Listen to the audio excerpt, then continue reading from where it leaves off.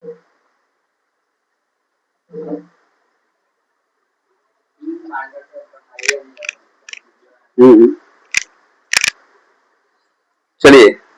Question number आपका 18 क्या बोलता है?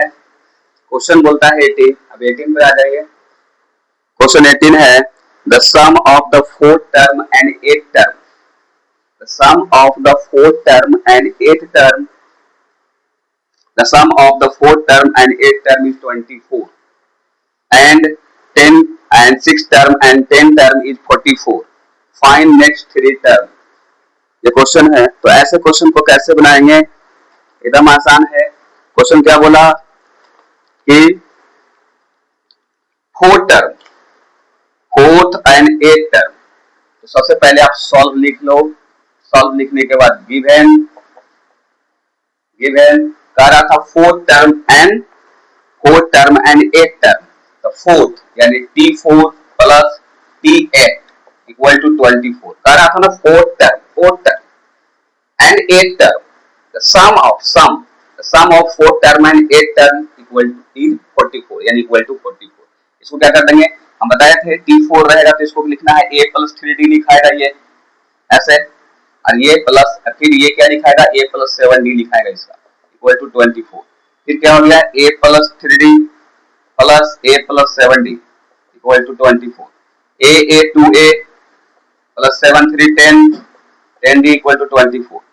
दोनों छोटा कर सकते हैं, कॉमन ले लेंगे। a plus 5d equal to 24, 2 से खत्म 12 यानी a plus 5d equal to 12, equation first. ऐसे इजी।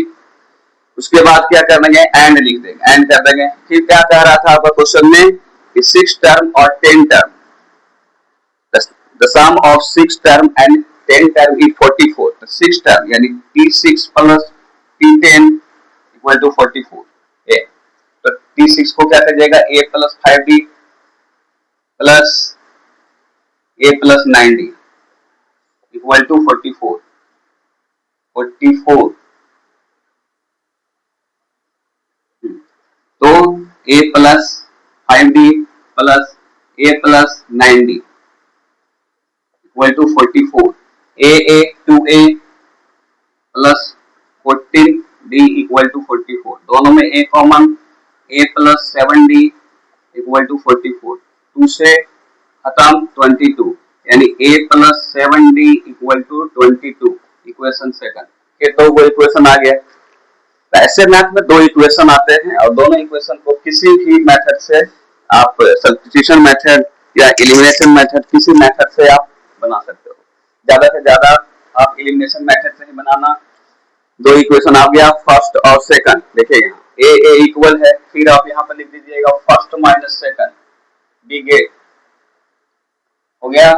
तो फर्स्ट क्या है आपका, जो आप पुट कर लीजिए यहाँ a plus 5d equal to 12 और a plus 7d equal to 22।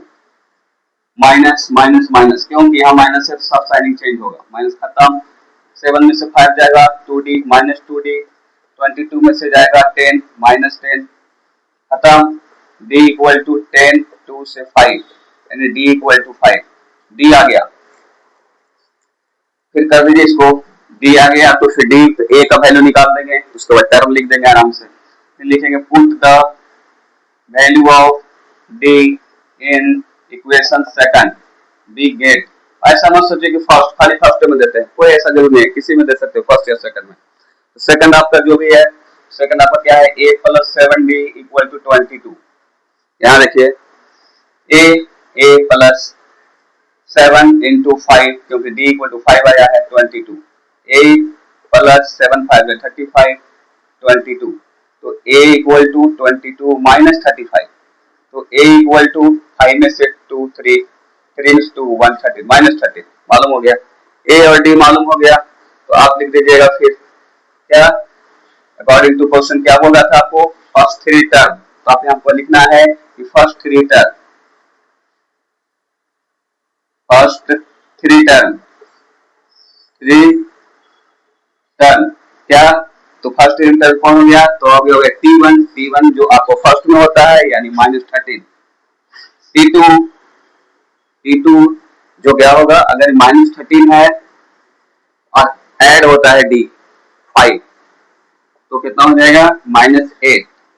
फिर P3 इक्वल टू कितना है, -8 फिर +5 कितना हो जाएगा, -3। इस तरह से आंसर हमारा हो गया क्या, -13, -13, -8 और -3 आंसर। 10 टर्म हो गया ये। ऐसा करके क्वेश्चन सॉल्व कर सकते हैं आप।